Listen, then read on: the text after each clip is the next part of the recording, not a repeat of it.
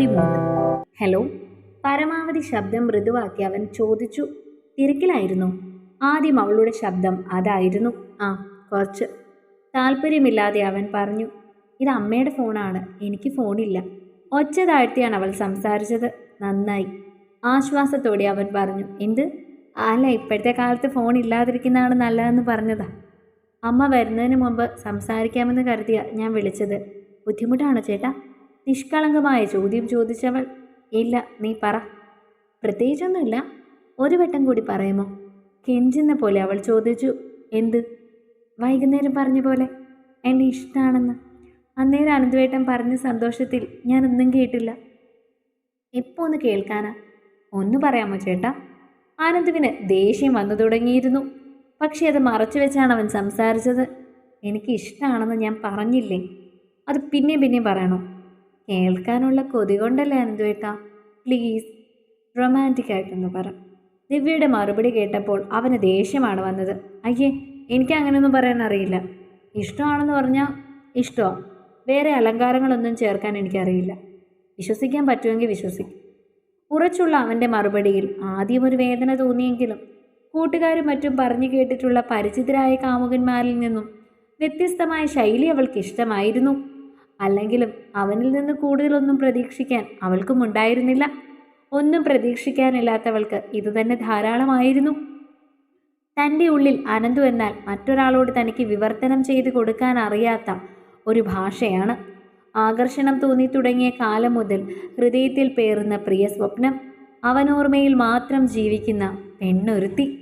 സത്യം പറഞ്ഞാൽ എനിക്കിപ്പോഴും വിശ്വസിക്കാൻ പറ്റുന്നില്ല എന്നെ ഇഷ്ടമാണെന്ന് പറഞ്ഞത്. എന്താ പെട്ടെന്ന് ഇങ്ങനെ ഒരു മാറ്റം ഉണ്ടാവാൻ കാരണം? അവളുടെ ആ ചോദ്യത്തിൽ അവൻ ഒന്ന് പതറിപ്പോയിരുന്നു. അപ്പം ഇഷ്ടപ്പെടണ്ടേ? അവൻ മറുചോദ്യം എറിഞ്ഞു. അയ്യോ, അങ്ങനെയല്ല. ഇത്ര ദിവസം എന്നെ ഇഷ്ടമല്ലെന്ന് പറഞ്ഞിട്ട് പെട്ടെന്നൊരു ദിവസം ഇഷ്ടമാണെന്ന് പറഞ്ഞപ്പോൾ അതുകൊണ്ട് ചോദിച്ചതാ. പെട്ടെന്നൊന്നുമല്ല. നിന്നെ കെട്ടാൻ പോകുന്നവൻ എന്നെ കാണാൻ വന്നിരുന്നു. അവൻ എന്നോട് പറഞ്ഞു എന്നെ ഇഷ്ടമാണെന്ന് നീ പറഞ്ഞെന്ന്. ഒരുവിധം പറഞ്ഞു ഒപ്പിച്ചു അവൻ. കെട്ടാൻ പോകുന്നവനു? മനസ്സിലാവാതെ അവൾ ചോദിച്ചു. ആ, വിവേക്. അതിന് വിവേകേട്ടനാണ് എന്നെ കെട്ടുന്നതെന്ന് ആരാ പറഞ്ഞത്? അനന്തുവേട്ടൻ എന്നെ ഇഷ്ടമാണെന്നല്ലേ പറഞ്ഞത്. അപ്പോൾ ഇനി അനന്തുവേട്ടൻ മാത്രമേ എന്നെ കല്യാണം കഴിക്കാൻ പോകുന്നുള്ളൂ. ഇടിമിന്നൽ പോലെയാണ് അവളുടെ വാക്കുകൾ അവൻ്റെ കാതിൽ തുളച്ചത്. അനന്തുവേട്ടൻ എന്നെ ഇഷ്ടമാണെന്ന് പറഞ്ഞ് ഞാൻ മനസ്സിലുറപ്പിച്ചു കഴിഞ്ഞു. ഇനി എത്ര കാലം വേണമെങ്കിലും അനന്തുവേട്ടന് വേണ്ടി ആരോടും പൊരുതി നിൽക്കാൻ ഞാൻ റെഡിയാണ്. ഇനി മറ്റൊരാളെ ഞാൻ കല്യാണം കഴിക്കാൻ പോകുന്നു എന്ന് പറയരുത്. വേറെ എന്ത് വേണമെങ്കിലും പറഞ്ഞോളൂ. അവളോട് എന്ത് മറുപടി പറയണമെന്ന് പോലും അവൻ അറിയുമായിരുന്നില്ല. എന്താ പറയാനുണ്ടെന്ന് പറഞ്ഞത്? അവൻ വിഷയം മാറ്റി സംസാരിച്ചു. പ്രത്യേകിച്ചൊന്നുമില്ല. ഇതൊക്കെ ചോദിക്കാൻ വേണ്ടി തന്നെയായിരുന്നു. ഞാൻ ചെറിയൊരു തിരക്കിൽ നിൽക്കുക. കൂട്ടുകാരൊക്കെ ഉണ്ട്. ഞാനിങ്ങനെ മാറി നിന്ന് ഫോൺ ചെയ്യുമ്പോൾ അവർക്ക് സംശയം തോന്നും. ഞാൻ നാളെ വിളിച്ചാൽ മതിയോ? മടിയോടെ അവൻ ചോദിച്ചു. കൂട്ടുകാർക്കൊക്കെ അറിയോ? ഇല്ല, ആർക്കും അറിയില്ല. നീ നിന്റെ കൂട്ടുകാരോടൊന്നും പറയാൻ നിൽക്കണ്ട. മുന്നറിയിപ്പ് പോലെ അവൻ പറഞ്ഞു. അതെന്താ? എന്തിനാ ഇതിങ്ങനെ കൊട്ടിക്കോഷിച്ച് നടക്കുന്നേ? അതിൻ്റെ ആവശ്യമൊന്നും ഇല്ലല്ലോ. ആരെങ്കിലും ചെന്ന് നിന്റെ വീട്ടിൽ പറഞ്ഞാൽ അത് പ്രശ്നമാകും. അവൻ പറഞ്ഞു. ശരിയാ, അത് ഞാൻ ഓർത്തില്ല. അവളും പറഞ്ഞു. അതാ പറഞ്ഞത്, കൂട്ടുകാരോടൊന്നും പറയാൻ നിൽക്കണ്ട. പക്ഷേ നീതുവിനോട് ഞാൻ പറയും. അവളെൻ്റെ ബെസ്റ്റ് ഫ്രണ്ടാണ്. എനിക്ക് അനന്തുവേട്ടനെ ഇഷ്ടമുള്ള സമയം തൊട്ടുള്ള കാര്യങ്ങളൊക്കെ അവൾക്കറിയാം. അവളാണ് എനിക്ക് നമ്പറൊക്കെ തപ്പിപ്പിടിച്ച് തന്നത്. അപ്പോൾ പിന്നെ അവളോട് എനിക്ക് പറയാതിരിക്കാൻ പറ്റില്ല. അതിന് അനന്തുവേട്ടൻ എന്നോട് പിണങ്ങരുത്. കൊഞ്ചിയുള്ള അവളുടെ സംസാരം കേട്ട് അവന് ദേഷ്യമാണ് വന്നത്. നീതു എന്ന് പറഞ്ഞത് നിതിൻ്റെ പെങ്ങളല്ലേ? അതെ. ആ കുട്ടി അവനോട് വലുതും പറയോ? അവളങ്ങനെ ആരോടും പറയില്ല. എങ്കിൽ കുഴപ്പമില്ല, അവളോട് മാത്രം പറഞ്ഞാൽ മതി. എനിക്ക് അനന്തുവേട്ടനെ നേരിട്ട് കണ്ട് സംസാരിക്കണമെന്നുണ്ട്. ഉത്സാഹത്തോട് ദിവ്യ പറഞ്ഞു. അതൊന്നും വേണ്ട. അതൊക്കെ പിന്നെ വലിയ പ്രശ്നമാവും. എന്ത് പ്രശ്നം? നിന്റെ വീട്ടിലൊക്കെ അറിയും. പിന്നെ വലിയ പ്രശ്നങ്ങളുണ്ടാവും. ഒരു പ്രശ്നങ്ങളും ഉണ്ടാവില്ല. എനിക്ക് തന്നെ അനന്തുവേട്ടനെ ഒന്ന് നേരിട്ട് കണ്ട് സംസാരിക്കണം. എത്ര കാലമായി ഞാൻ ആഗ്രഹിക്കുന്നതാണെന്നറിയോ? കൂടി ഇരുന്നൊന്ന് സംസാരിക്കണമെന്ന്. അത് പരിഹരിക്കാം. അലസമായി അവൻ മറുപടി പറഞ്ഞു. ഉടനെ തന്നെ വേണ്ടതുപോലെ ചെയ്യാം. നാളെ പറ്റുമോ? നാളെയൊന്നും എനിക്ക് വരാൻ പറ്റില്ല. ഒരുപാട് തിരക്കുണ്ട്. അവൻ ഒഴിയാൻ നോക്കി. മറ്റേന്നാൾ പറ്റുമോ? ശല്യം. അവൻ മനസ്സിലാണ് പറഞ്ഞത്. നമ്മൾ ഫോൺ വിളിക്കുന്നുണ്ടല്ലോ. പിന്നെ പ്രത്യേകിച്ച് എന്താ കണ്ട് സംസാരിക്കാൻ? ഫോൺ വിളിക്കുന്നതും കണ്ട് സംസാരിക്കുന്നതും തമ്മിൽ വ്യത്യാസമില്ലേ? എനിക്കെന്നും കണ്ട് സംസാരിക്കണം. അവൾ കൊഞ്ചി പറഞ്ഞു. എന്നുമോ? അതൊന്നും നടക്കുന്ന കേസല്ല. എനിക്ക് ഒരുപാട് തിരക്കുണ്ട്. എന്നും ഒന്നും വന്ന് കാണാൻ പറ്റില്ല. അവൻ പറഞ്ഞു. ഒന്നിടെ വിട്ടെങ്കിലും വരാമല്ലോ. ദിവ്യ വിടാൻ ഭാവമില്ല. ശരി, നിന്റെ കോളേജിനടുത്തുള്ള ഏതെങ്കിലും ബേക്കറിയിൽ വരാം. അവിടെ ഞാൻ വരാം. അപ്പോൾ കാണാം. അത് വേണ്ട. അങ്ങനെയൊക്കെ വന്നിരുന്ന ഒരുപാട് ആളുകൾ കാണും. അപ്പോൾ ഒന്നും സംസാരിക്കാൻ പറ്റില്ല. അല്ലെങ്കിൽ തന്നെ എനിക്ക് കാണുമ്പോൾ മുതൽ ഉള്ളംകാല് മുതൽ തല വരെ വിറയ്ക്കാൻ തുടങ്ങും. പിന്നെ ഒന്നും സംസാരിക്കാൻ പറ്റില്ല. അതിൻ്റെ കൂടെ ഒരുപാട് ആളുകളുള്ള സ്ഥലമാണെങ്കിൽ അത് കൂടുകയും ചെയ്യും. അധികം ആരും ഇല്ലാത്ത എവിടെയെങ്കിലും വെച്ച് സംസാരിച്ചാൽ മതി. അധികം ആരും ഇല്ലാത്ത സ്ഥലമോ? അങ്ങനെയൊന്നും സംസാരിക്കണ്ട. ആരെങ്കിലും കണ്ടാൽ പിന്നെ നിനക്ക് തന്നെ അതിൻ്റെ ചീത്തപ്പേര്. അവൻ ഒഴിയാൻ തുടങ്ങി. എനിക്ക് ചീത്തപ്പേര് വന്നോട്ടെ, സാരമില്ല. മറ്റാരുമല്ലല്ലോ, ഞാൻ സ്നേഹിക്കുന്ന, എന്നെ സ്നേഹിക്കുന്ന ആളല്ലേ. അനന്തുവിന് സഹി കെട്ട് തുടങ്ങിയിരുന്നു. അങ്ങനെ കാണാൻ പറ്റിയൊരു സ്ഥലം ഈ നാട്ടിലില്ല. ഉണ്ട്, നമ്മുടെ അമ്പലത്തിൽ. അവിടുന്ന് കുറച്ച് മാറിയിട്ടൊരു കാവില്ലേ? കാവിലെ അധികം ആരും വരില്ല. വൈകുന്നേരം അവിടെ വരുമോ? നാളെ വൈകുന്നേരം ഏട്ടന് ഫ്രീ ആവില്ലേ? ഞാൻ കുറച്ച് നേരത്തെ ഇറങ്ങാം കോളേജിൽ നിന്ന്. അപ്പോൾ നമുക്ക് കുറച്ച് സമയം സംസാരിക്കുകയും ചെയ്യാം. അവൾ ആവേശത്തോടെ പറഞ്ഞു. നോക്കട്ടെ. ഉറപ്പ് പറയാം അനന്തുവേട്ടാ. ശരി, ഓക്കെ, താങ്ക്സ് അനന്തുവേട്ടാ. പിന്നെ ഞാനൊരു റിക്വസ്റ്റ് അയച്ചിട്ടുണ്ട് ഫേസ്ബുക്കിൽ. കുറേ കാലമായി അയച്ചിട്ട്. ഇതുവരെ അക്സെപ്റ്റ് ചെയ്തിട്ടില്ല കേട്ടോ. ഞാനങ്ങനെ ഈ ഫേസ്ബുക്കിലൊന്നും വലുതായിട്ട് ആക്റ്റീവ് അല്ല. എനിക്ക് തോന്നിയിരുന്നു. ശരി എന്നാൽ, okay, good night, sweet dreams, ഉമ്മ. അവസാനം അവൾ പറഞ്ഞ വാചകത്തിൽ അവൻ സ്തബ്ധനായി പോയിരുന്നു. മറുപടി എന്തെങ്കിലും പറയുന്നതിന് മുൻപ് തന്നെ അവൾ ഫോൺ കട്ട് ചെയ്തിരുന്നു. പിറകിൽ ചിരിയോടെ നിന്ന കിരണിനെ നോക്കിയാണ് സർവ്വദേഷ്യവും അവൻ തീർത്തത്. എന്താടാ? ചിരിയോടെ കിരൺ ചോദിച്ചു. ഇതൊരു നടക്കി പോകുമെന്ന് തോന്നുന്നില്ല. ആ പെണ്ണിതൊക്കെ കാര്യമായിട്ട് എടുത്തിരിക്കുക. അത് പിന്നെ അങ്ങനെയല്ലേ വരൂ. അവൾക്കറിയില്ലല്ലോ ഒരു അഡ്ജസ്റ്റ്മെൻ്റ് ആണെന്നും നീ ഒരു കോൺട്രാക്റ്റ് ബേസിൽ അവളെ പ്രേമിക്കുന്നതാണെന്നും ഒന്നും. ഇതിപ്പോൾ ആ പെണ്ണിനെ കെട്ടണമെന്നും പറഞ്ഞ് നിൽക്കുക. അവസാനം ആ വിവേക് ഗോപി വരയ്ക്കേണ്ടി വരുമോ? എനിക്ക് തോന്നുന്നത് മണ്ണും ചാരി നിന്നവൻ പെണ്ണിനെയും കൊണ്ട് പോകുമെന്ന. തമാശ പോലെയാണ് കിരൺ പറഞ്ഞത്. ആ തമാശ കൂടി കേട്ടപ്പോഴേക്കും ദേഷ്യത്താൽ അനന്തുവിൻ്റെ മുഖം ചുവന്നിരുന്നു. നീ എന്തിനാണ് ഇങ്ങനെ മുഖം കയറ്റി പിടിച്ചു വെച്ചിരിക്കുന്നേ? ഇത് ശരിയാവുന്നില്ലടാ. എന്നെ കാണണം, ഒറ്റയ്ക്ക് സംസാരിക്കണം എന്നൊക്കെയാണ് പറയുന്നത്. അത് പിന്നെ ന്യായമായ ആവശ്യമല്ലേ? ഏതൊരു പെണ്ണും ആഗ്രഹിക്കുന്ന ഒരു കാര്യമാണ്. സ്നേഹിക്കുന്ന ചെറുക്കനെ ഒറ്റയ്ക്കൊന്ന് കാണണം, സ്വസ്ഥമായിട്ടൊന്ന് സംസാരിക്കണം. അതിൽ നമുക്ക് അവളെ കുറ്റം പറയാൻ പറ്റില്ലല്ലോ. ഇത് കൂടുതൽ പ്രശ്നത്തിലേക്ക് പോകുമെന്നാണ് എനിക്ക് തോന്നുന്നത്. ഒന്നാമത്തെ കാര്യം, അവളെ ഞാൻ സ്നേഹിക്കുന്നില്ല. സ്നേഹിക്കുന്ന പോലെ അഭിനയിക്കുന്നേ ഉള്ളൂ. കൂടുതൽ ആ കൊച്ചിനോട് സംസാരിക്കുമ്പോൾ അവൾക്ക് ഞാൻ പിന്നെയും പ്രതീക്ഷ കൊടുക്കുന്നത് പോലെ ആയിപ്പോയില്ലേ? അതോ നീ അവളെ സ്നേഹിച്ച് പോകുമെന്ന പേടിയാണോ? അതെണ്ടി.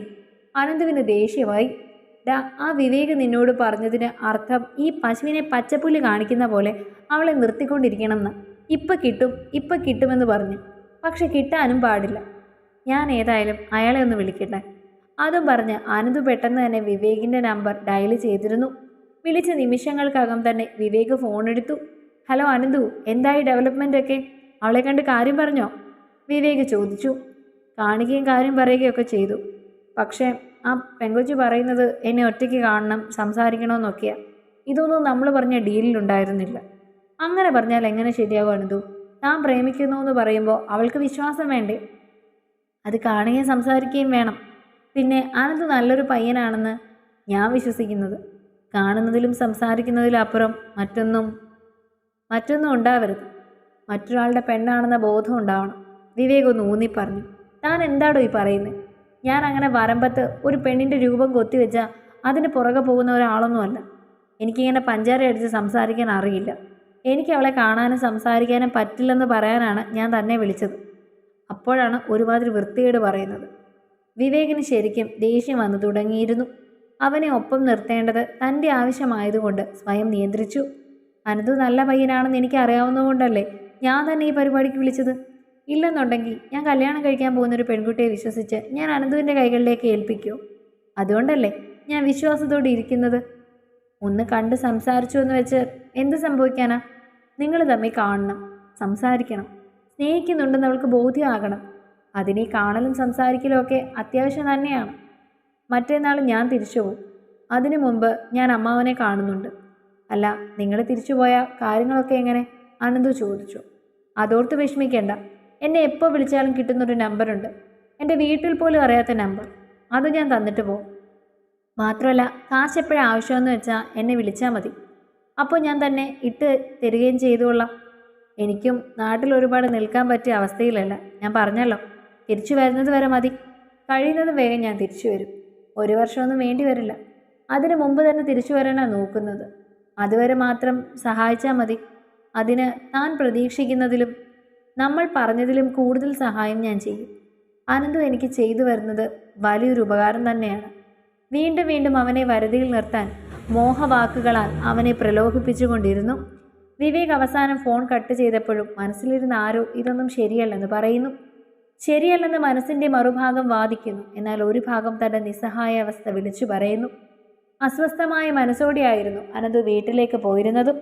വീട്ടിലേക്ക് ചെന്നപ്പോൾ വീടിൻ്റെ പടിക്കൽ ലോറി കിടക്കുന്നത് കണ്ടപ്പോൾ തന്നെ മനസ്സിന് അസ്വസ്ഥത ഒന്നുകൂടി വർദ്ധിക്കുന്നത് അവൻ അറിഞ്ഞിരുന്നു. ഒന്നും മിണ്ടാതെ അകത്തേക്ക് കയറിയപ്പോൾ കണ്ടിരുന്നു വരാന്തയിലിരുന്ന് മദ്യപിക്കുന്ന രാഘവനെ. ഒരു നിമിഷം ഒന്ന് അകത്തേക്ക് നോക്കി. അമ്മ മുറിയിലേക്ക് കയറിയിരിപ്പുണ്ട്. അവളുടെ മുഖം കണ്ടപ്പോൾ തന്നെ മനസ്സിലായി. തന്നെ കണ്ട ആശ്വാസം. സ്വന്തം അച്ഛനാണെന്ന് പറഞ്ഞാലും അയാൾക്ക് ആ നോട്ടം പോലുമില്ലെന്ന് അവൾ തന്നോട് പറഞ്ഞിരുന്നു. അകത്തേക്ക് കയറാൻ തുടങ്ങിയപ്പോൾ രാഘവൻ ഒന്ന് വിളിച്ചു. നിന്നേ, ഞാനൊന്ന് പറഞ്ഞ കാര്യം എന്തായി? നല്ലൊരവസരമാണ്. ഇനി ഇങ്ങനെയൊരു അവസരം ചിലപ്പോൾ കിട്ടിയെന്ന് പോലും വരില്ല. അതുകൊണ്ട് തീരുമാനം എന്താണെങ്കിലും അത് നേരത്തെ തന്നെ അറിയിക്കണം.